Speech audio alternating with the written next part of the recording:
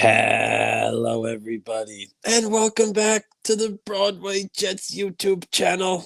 You'll know me from Twitter as NYJ Mike. I'm joined as always by the master of receipts, NYJ Matt. And Matt, the 2025 NFL draft is over. The Jets get their haul. They draft 7 players. We're going to go through all of them. Pretty excited about it. One of the best times of the year, Matt. NFL draft. One of the best times. Mike and I were also together last night. Drank a It's little true. bit, Whew. like Yeah, responsibly Ubered home after that's it, right. but a very fun night. And look, if you're listening to this video, we won't pretend that we're all 22 savants. We've watched every play of these guys. I know a handful of them because I'm a degenerate college football gambler, That's but right. we're not going to be on here pretending like we're breaking down the film. We're going to give you our takes from a positional value, the direction that they're going. And then obviously, we trust people like Connor Rogers, Dane Bolger, guys that actually scouted them to give you our overall opinion on it. So I think it's going to be a fun episode. If you are here, don't forget to hit subscribe and comment below who your favorite pick is. But, Yep. Mike, I think we can start from the beginning and work our way into day 3. Yeah, man, listen, I'm just battling through some allergies right here. Just want to throw that out there. Not a big deal. I do have my Star Wars shirt on. I'm seeing Revenge of the Sith in theaters later. Pretty excited about that. Here we go. But what I'm more excited about is the Jets have completed their wall of an offensive line, Matt. You take Membu, and now your offensive line is first round pick, John Simpson on a good contract, second round pick, first round pick, first round pick. If it sounds familiar, it's like the Cowboys offensive line that we, grew up with as teenagers and young adults, with a couple of Hall of Fame guys in there. So hopefully the Jets, can replicate that success. But that's my biggest takeaway, Matt. It's a safe pick, and I'm just happy to have that guy. It was the safe pick. And if you are listening and you're saying, look, I wanted Tyler Warren, I wanted Ted McMillan, I wanted to go offensive skill player, or I wanted to go defense. If you have that opinion, I get it. But you have to then think about, what if 2 years from now that skill position player doesn't work out, and then you're like a veteran right tackle who's getting buried every game, versus where if Membu were to not work out, at least you can take a step back and say, they did the right thing in terms of positional value, and the player didn't work out. And I love the idea of Membu, a guy where you sometimes you try to take a left tackle, plug him into right tackle, vice versa. He's a true right tackle. Played there for 2 years, true right tackle. And now you build a wall, and there's no guarantee. We like what Olu did. There's no guarantee on Olu and Armand Membu. We need to see way more Right. football from them. But it's cool because the interior, we've seen now 2 years of Joe Tippmann. We've seen a couple of years of Elijah Vera Tucker when healthy. John Simpson had a great, great year at left guard. So now you're saying, okay, if these guys can play up to their pick and become a blue chip guy, you're in the end game now. You're in the end game. You're never going to have to worry about offensive line. And if John Simpson in 2 years gets another deal, well, you can bring in a veteran guard, and that's not the end of the world. So I love what the Jets have done here in the first round. But I do get the fans that say, look, I wanted Tyler Warren, here's why. But hey, day 2, you got your tight end. Well, that's the thing, Matt. So it's like, would you rather have a first round right tackle and a second round tight end, or a first round tight end and a second round right tackle? And probably the former, the first. More likely especially even with the pay slots, like Tyler Warren, and again, talking about this with friends of the program, Pat, I think we were calculating he would have been a top 5, 6 paid tight end in football based on the slot where he was drafted coming out of the gate. It's just not good value. And Yeah. that's what people mean when they're talking about positional value. So you get your right tackle, and if you're paying your right tackle, what, $7 million is not the same as paying your tight end, who you don't know if either of them are going to be good, and then you still go and get your starting tight end in the second round and Mason Taylor from LSU. So have to be excited about that. Yeah, Mason Taylor was very productive, leads LSU for catches, yards, and sometimes these tight ends in college football will come out and be like, oh, his upside's there, but he had like 35 catches for 400 yards and 2 touchdowns, but they didn't utilize him enough. It's there. Mason Taylor, I think it was Action Jack 69 tweeted this out, and I agree 100% with him. He has such an aesthetic way to catch the football. Like when you watch his highlights, his catches, there's something about the way he brings it in that is so cool. He had 1 drop all of last year. And then how I think the Jets should play it out, I'm probably going to tweet it out later today. If I'm Jeremy Ruckert, Go put on 25 pounds of muscle and be a big blocking tight end. Go in the weight room, get the carbs in, and train yourself, because there's been glimpses before of Jeremy Ruckert can block. He hasn't been great. It's not this all-world blocker. But, Mike, now this is an opportunity for a guy like Jeremy Ruckert to add value to a team where now he's not going to be tight end number 2, which he kind of has been tight end 2 or 3. Be a run blocker. But Mason Taylor can do it all. Very good pick. And, Mike, to your point, you'd much rather go OT round 1 tight end here that you like versus having there's a run on tackles late day 1, early day 2. You're left with the 9th, 10th offensive tackle. I think the Jets did the right thing for their first 2 picks. I was watching the draft with a big Vikings fan, and the Vikings traded back into the first round. Or no, they stayed at their pick number 24, but they took like the 39th ranked player on the board, which was the best available offensive tackle, who was like a swing tackle guard. So to trust that guy to start, you hope Mason Taylor could be more productive in a starting role. The Ruckert stuff is a great point, because on the roster, Mason Taylor apparently projects out to be a pretty decent blocker, but not a mauler. Jeremy Ruckert hasn't been that, but kind of was supposed to be that in some sense. There was always that one clip of him blocking on like the long Breece Hall run, where like he's the greatest blocker of all time. And then the third tight end, Stone Smart, looks like he's a receiver basically. So you don't have that mauling tight end on the roster, so you figure either Ruckert does put on some weight, Mason Taylor's a better blocker than we even think, or maybe the Jets will go get another tight end somewhere, because if you're going to be a running offense, you're going to need a blocking tight end. And then the other fun thing with Taylor is that we were talking about, I tweeted it out, there's a real good chance that Mason Taylor is one of the top 5 tight ends in Jets history, which, is a little bit of an indictment on Jets history, but also, how many teams have a lot of great tight ends? So, you have a starting guy who's going to come in here and hopefully be your guy for 3, 4, 5 years. We've seen this movie before with some other, second round tight ends like Jason Morrow, but that doesn't mean that this guy's not going to be awesome, and he has a really cool opportunity that we should probably love him. I love when you tweeted that out, that people were like, "You're so hyperbolic. There's no way." It's like the Jets have had 3 good tight ends ever. No, it's literal. It's a literal thing. Even if he plays 4 years and goes for like 40 catches, 620 yards, and 3 touchdowns, he's like a top 5 tight end ever. And it's very Nicky Schuler and then Dustin Keller. You could talk about some of the guys in the 70s. Why am I blanking on? Well, who was the guy who had a couple catches, like name a 6 touchdown game? Semi receiver. Oh God, I remember. Well, I can't think. Well, here we go into round 3, where a lot of people are saying, "Go get that wide receiver, right? Go get a fat defensive tackle." And the Jets throw a bit of a curveball. I was Rich Castor. That's what I was thinking of. Sorry. There it is. The Jets go out and get Isaria Thomas.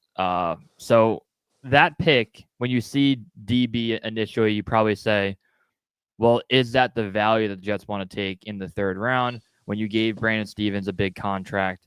And there's that debate still going on, is Brandon Stevens going to be a safety or a corner? The one thing about Isaria Thomas that, by all accounts, Connor Rogers had him as his top 3 cornerback in his power rankings. I trust Connor Rogers with my life. We'll get into the next pick, which is a very funny moment on Twitter. But Isaria Thomas, Mike, boundary corner.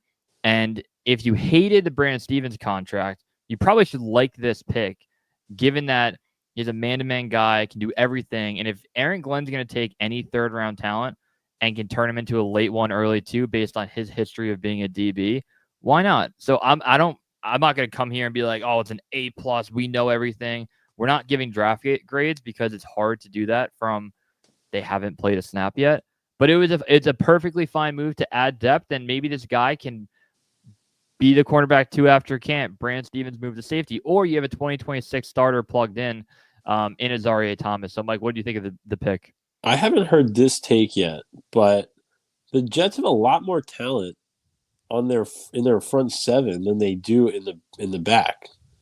You have Sauce and you have Michael Carter, who project to be above average starting players. And then in the front 7, you have Jermaine Johnson and Will McDonald and Quinnen and Quincy Williams and Jeremy Sherwood. So to take a player in the defensive back is not a crazy move at all. Before the Jets took Malachi Moore, and still maybe, that there was the saying, okay, maybe Brandon Stevens will go to safety. Maybe he still will. You have Qantas Stiggers and you have Bernard Converse as potential other outside corners. So it's not like the Jets had like too much depth. I like Stiggers and JCB are guys that have performed well in some capacity in preseason or maybe in like a game that they got thrown into the fire. But I don't know if I would trust either of those guys if Stevens were to go down. We don't even know if we trust Stevens. So I don't hate the pick at all. And then I was happy to learn that Thomas was the third corner on Connor Rogers' board. It seems like good value. Like Will Johnson was sitting out there for a while. We were hoping that the Bills and Dolphins didn't draft him. It would have been cool to have, Sauce and Will Johnson had both been the best corner in college football at one point. Did Will Johnson go like 5-6 picks before, if I'm remembering? I think he went a little before to the Cardinals. Yeah. Yeah. And Mike, I like what you said too, because you're right. There is those JBC names and different corners that Aaron Glenn can come in and say, just like how coaches do with quarterbacks, he's not my guy. Like, I don't, Quantez Stiggers might not be a guy for Aaron Glenn. So he gets a guy that he likes. He talked about it in the phone call. His first jab, loves his aggressiveness. The other thing is the phone calls. I need more out of Muji. I need more out of him. Every call was the same, where he answers and goes, hey, it's Darren Moody with the Jets. You ready to get to work? All right, let me give you to the head coach. Every time it was the same thing. And then the perfect Woody Johnson. I love it. He gets the phone, says, hey, start clapping. You hear all that? They're clapping for you. And then he goes, we've been waiting a long time. We've been sweating over here, not thinking that we're going to get to you. And it's verbatim throughout. And I love that side of Woody Johnson. So He's cornerback, I kind of like what's happening. The first pick that Jets Twitter went a little bit off the rails for was Aren Smith, the Georgia wide receiver. It was very funny because we had a moment where Jude Truth, good Jet fan, friend of the program, tweeted out, I said, hey, the Jets got a speed receiver. And that's all I said. I never said it was fact. I never said it was a good move, bad move. And he goes, he had 10 drops last year. And I quote tweeted and I said, you can't teach speed. You can teach how to not drop a football. Connor Rogers, hard ratio. I think the first time I've ever been ratioed ever was like, he also needs to learn everything else about the wide receiver position. So, Mike, if you don't mind, I need to take a 30-second moment to talk about drops, because if you look at the drop leaders across the NFL year over year, it is guys that get targeted a lot. This guy sounds like can't catch the football well. 10 drops, not good. Not good. It also depends, in my opinion, when drops matter and if drops can be overrated for a player. So it sounds like, just to be clear, he's not good at catching the football. They even said it in the press conference in day 3. They'll work on that. But also, if you have a drop on 1st and 10, and then for a first down, and then the next play you get a 12-yard run, like that drop is not the same as having a 3rd and 8 have to have it situation where you drop a wide open pass and you're Allen Lazard. So the drops can be worked out. Hit the jug machine, figure that out. And it sounds like he's a raw route runner, not the best. And you just have to coach him up if you're Sean Jefferson. And if he's a special teamer and it doesn't work out, at least you don't take him in round 2 like a Devin Smith. It's a day 3 guy that you think he has upside. Probably a little too early, people think, but Aren Smith, New York Jet. Yeah, I mean, listen, Georgia, you like that. Playing against good teams. John Gruden loves him. PFT commenter is going to make an Aryan race joke about him at some point, so keep an eye out for that. Definitely. He will. He's listen, drops do matter. I guess it's just all probability. It's like, you don't know he's going to drop it on 1st and 10. If he's clutch, that does matter. Why can't just go catch like 1,000 balls right now? It's like I never understand why guys are horrific free throw shooters. Just go shoot 1,000,000 free throws. You're not going to shoot 90%, but just go shoot 1,000,000 in a row. And you got to be an 80% free throw shooter. I don't know about 80, but shoot 70%. Why do you shoot 50%? You should not drop 10 balls if you're targeted whatever times he was. It was a bit much, but I mean, he probably can't have been targeted more than like 50 times. Like he has like a 1 in 5 drop rate. Is kind of hilarious. 20%. Listen, you gotta. We'll see. I don't mind drafting a guy with freakish raw ability, because you'll see the guys go in like the 4th and 5th round, or even later than that are the terrific college players that had a bad combine, or like for example, Xavier Restrepo, the receiver from Miami, got signed to the Titans because they have Cam Ward. ran like a 4.8 40, but had a billion catches in college. So there's that end of the spectrum, and then there's this end of the spectrum where the guy has blazing speed, and you figure he projects, in the offense. I did see some highlights of him just blowing the top off, which is exciting. So maybe they could work with him. He seems like a cool dude. And Mike, that's an element the Jets offense doesn't have right now. They just don't have a guy that can just take the top off the defense. If Garrett Wilson's your main receiver who's intermediate routes, getting the ball down the field, like, do you think Malachi Corley is going to stretch a defense? Do you think Xavier Gibson's going to stretch one? Right. Those guys are both kind of slot dudes. Malachi Corley could play even like the Debo role, sort of halfback wide receiver. Tyler Johnson and Josh Reynolds are more 2Bs who aren't super fast. I guess Tyler Johnson has some speed, but I don't think either of those guys are burners. You're right. They have nobody on the roster like that. Worth a shot. Why not? And they signed another receiver, undrafted, that I don't remember what his name is. I'll pull it up. That's just good podcasting right there. It's just great. It's just great podcasting. I know they got Donovan Edwards, the cover of NCAA, baby, champion from Michigan. That's right. Let's see the Jets UDFA. They got Dean Clark, a safety that people liked. Had a good RAS score. Brady Cook, the quarterback from Mizzou. I saw he's got some cool rushing stats. Yeah, and what's cool about him, I mean, he ran a good 40, I'm pretty sure. Let's see. He ran a 4.58 40. Jeez. And then the other thing that I look at the Brady Cook move, and the first time I see he's a Missouri quarterback, it's a Membu tag along. Like, him and Membu could be tied at the hip during training camp. A guy, you're a 7th overall pick coming to New York from Missouri, and you're in a brand new room with everybody. Probably good to have a friend in Brady Cook who is your quarterback. Dude, this is like when the Jets got Randall Cobb to appease Rodgers. They're appeasing Membu. This is going too far. Quentin Skinner was the name that people were like, he should have been a 4th-round pick. How did he become a UDFA? You know how he was a 4th-round pick? Because the Jets took Aren Smith instead and took his spot. That's right. Probably supposed to be undrafted. Now, 4th round, probably should have brought this up before, but a Nick Saban guy and Malachi Moore made him a captain. Nick Saban also said that his biggest regret in recruiting was not bringing in Mason Taylor, which is a great quote to hear. Yeah. So Malachi Moore. It was like all time. Like, that's an insane quote. It was insane. So you have a safety in Malachi Moore, and they talked about his 40 time. I think they talked a little bit about Thomas and Moore, but how like 40 times aren't everything. It's play speed, and he's very well known for having a crash out against Vanderbilt. But if you're Alabama and you lose to Vanderbilt, you have a right to crash out. So I don't really care about any of that. I think it's it's a fine pick. People like it, again, that watches the tape. They think he's a good safety. Just throw another dude into that room to learn behind Glenn, be a part of a DB room. So hard to hate on a need when you pick a safety here. And there's a good chance the Jets have 3 starting guys from this draft. I mean, Membu and Taylor are almost assured. Membu's going to start. Yeah. Taylor, you figure, is going to be the number 1 tight end, or at least play a huge role.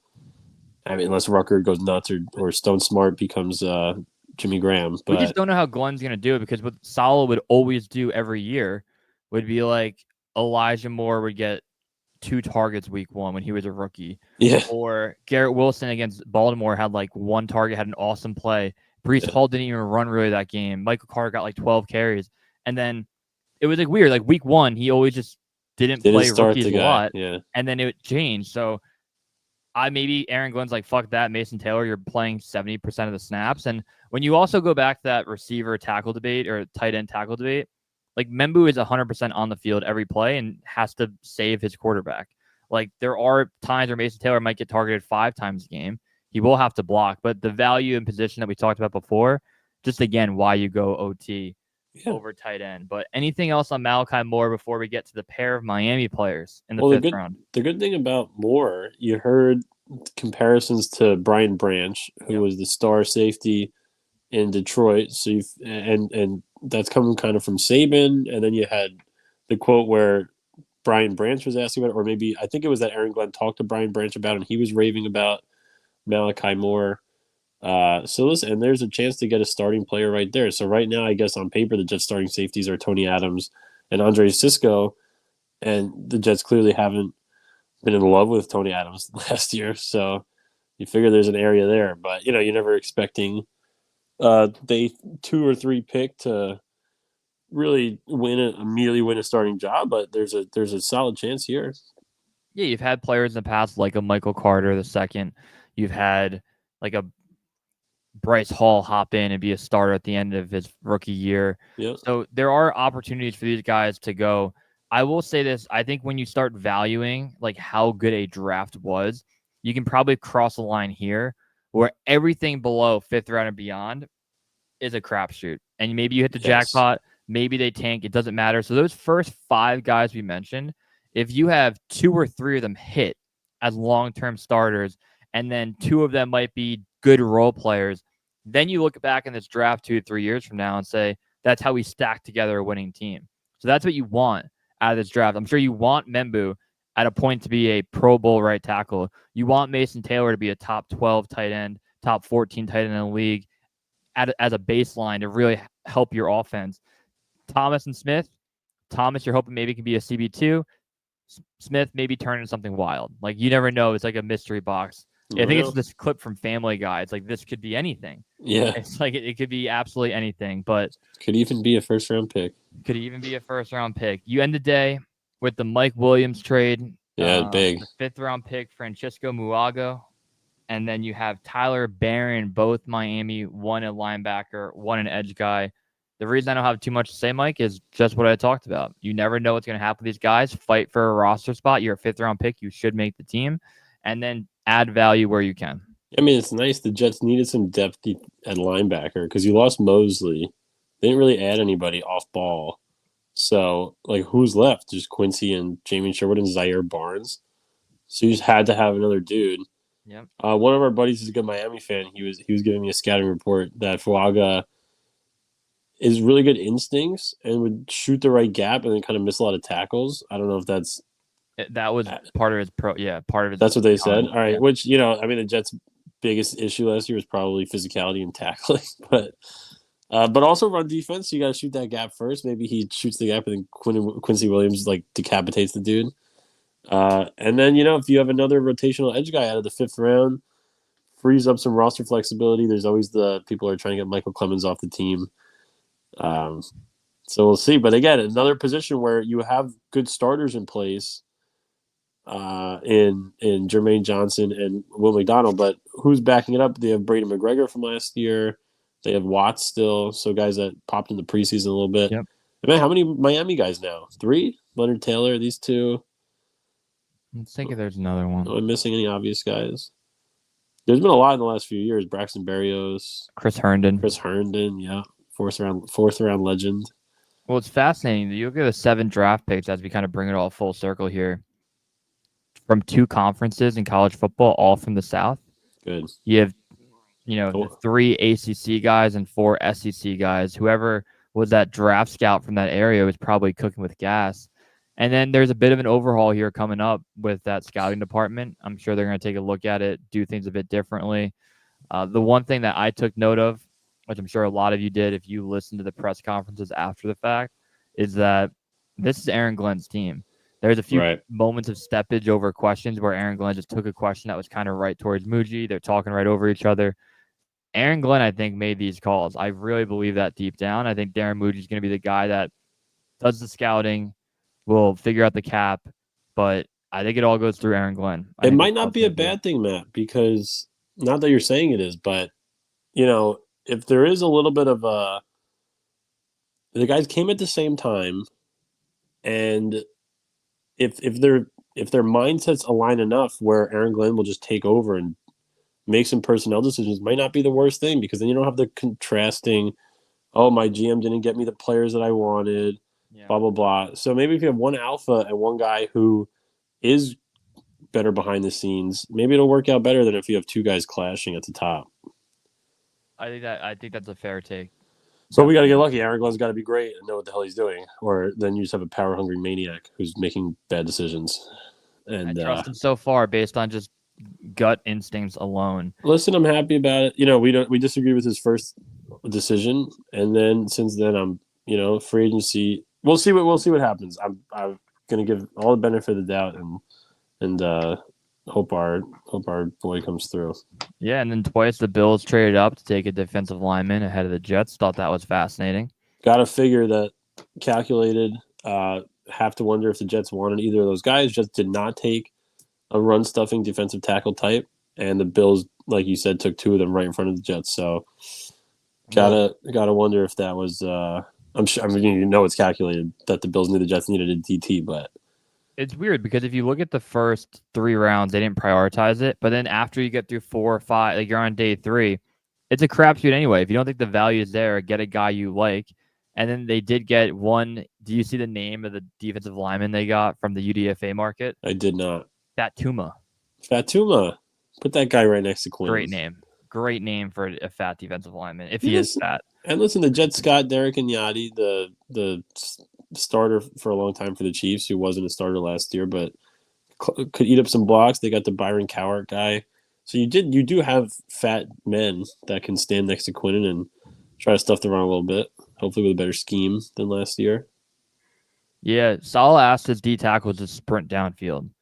Yeah. And then it didn't work last year. Mosley was not himself, even though Sherwood had a good year. Quincy kind of regressed a bit from his 2023 campaign. Just it didn't work out, and I'm happy they've, again, 7 draft picks. They traded up, made sure to get their guys, not just wait for the 6:30 Eastern time where random names you never heard of are going off the board. They wanted to go up and get their guys. So, Mike, it's hard to put a letter grade on a draft that obviously you don't know about, but if you're looking at positional needs, you only left the draft with having one now true need on your roster, and overwhelmingly happy, positive, and I'm excited for rookie mini camp to kick off and see what jersey numbers these guys are going to be wearing. Why not? Oh, it's fun. I like the draft too. I thought it was good. I really, especially the first 2 rounds. Yeah.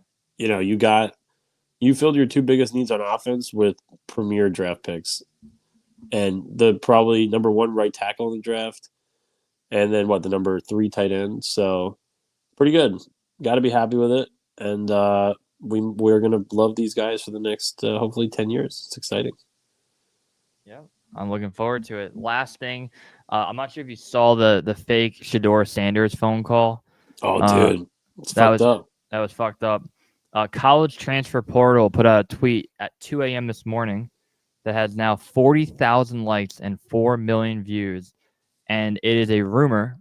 I am not saying this as fact. A rumor that Jax Ulbrich, the son of Falcons defensive coordinator, was partly with the group that prank called Shador. And it's like, how does he get his number? Is it Jeff Ulbrich doing it? I quote tweeted that, jokingly said, was he the leak to the Athletic during everything that happened last year and the 2 years? Like, was he the leak? Kidding. And people reply and they're like, how dare you dox him? What? First off, I didn't do the initial tweet. Second off, he is like a college football player. Like he's on the field. Like people know who he is. He plays football and his last name's Ulbrich. That was tough. But obviously, you didn't tweet out his address. Yeah. If he was a part of it, bad move. Bad move. Yeah. People found it funny when Cooper DeJean had it happen, but I think it's fine because Cooper still won the first round. And I'll say this, Shador handled that with like real maturity in class, getting that prank phone call. We didn't talk about Shador at all, and I wanted to get your take on if in the 4th, 5th round you were thinking about it. Yeah, why not at that point? You know, and the reason why not is because it's going to be a distraction. It's going to be annoying, at least for a little bit. You know, and then if Field struggles, why don't we go to Shador? It's just probably not worth it. If you don't think he's your guy, then he's not your guy, and then to have all that distraction come with it. But value-wise, you know, most people had him ranked the second quarterback in the class. Almost everyone, except for I guess all the NFL GMs. So I still think on most teams' boards he was the 3rd guy, or at worst the 4th guy. And I think what happens here, and in a vacuum, I would have done the draft pick. I would have taken Shador in the 4th, 5th round. And to your point, if Justin Fields struggles, there is that guy who's a high prospect that you can put in. And people are going to be angrily commenting, but I'm just going to be honest. I did watch a lot of Colorado football. He holds the ball too long. He's not as athletic as a Cam Ward or Jackson Dart is, but he's still a good quarterback. And I think he's going to be fine in the NFL. The weird part is once you get away from the teams that need a starting quarterback and you have Tennessee go off the board, the Giants go off the board with Dart, and then once the Saints don't take him and they take Shuck from Louisville, at that point, no other team needs a starting quarterback other than the Steelers, and they're going to go with Aaron Rodgers. So if you're a team then picking from second round to fifth round, it's not like you're saying he's not valuable here, but why would we draft him?